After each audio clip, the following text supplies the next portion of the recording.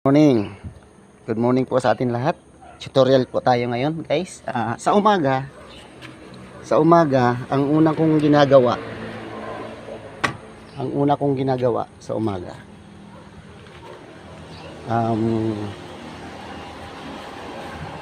maglagay tayo ng mag-check tayo tubig sa radiator.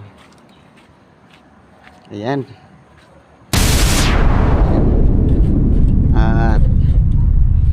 Ayan. Ito yung sa tubig sa radiator. Ayan. Ayan o. Lagyan natin yan kasi sa nagbabawas, kailangan lagi mo dadagdagan yan. Baka mamaya mag-cause ng overheat. Ayan. Lagyan natin yan.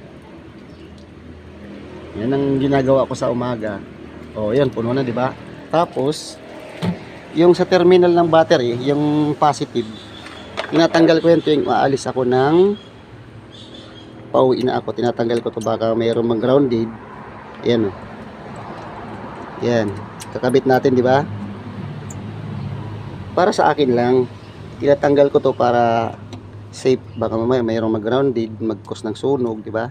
Huwag naman sana. Ayan. Pangalawa, di ba? Tapos, i-check natin yung brake fluid. Ito yung lagayan ng brake fluid, guys. Yan. Oh, dami oh, di ba? Yan, kita sa daliri. Check natin 'yan.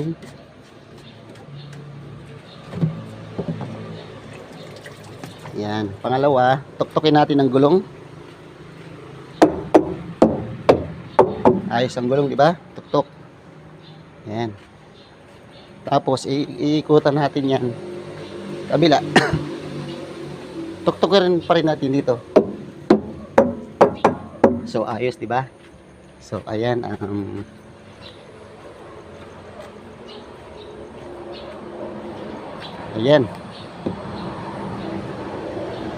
So guys, ang langis, check natin ang langis. Medyo mahirap ang langis eh. Yung gauge stick niya, ayun oh, sa lalim yun.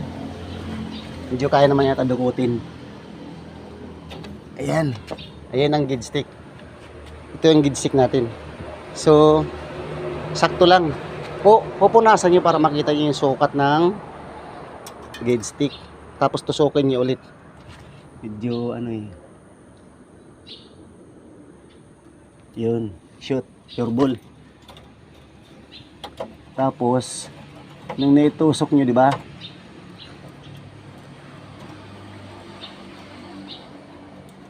Hilain nyo ulit. Tignan nyo kung sakto yung langis. So, okay lang. Normal. Hindi na gagawin sa umaga para safe talaga. Ayan. Ayos. So, okay na. Tapos, okay na.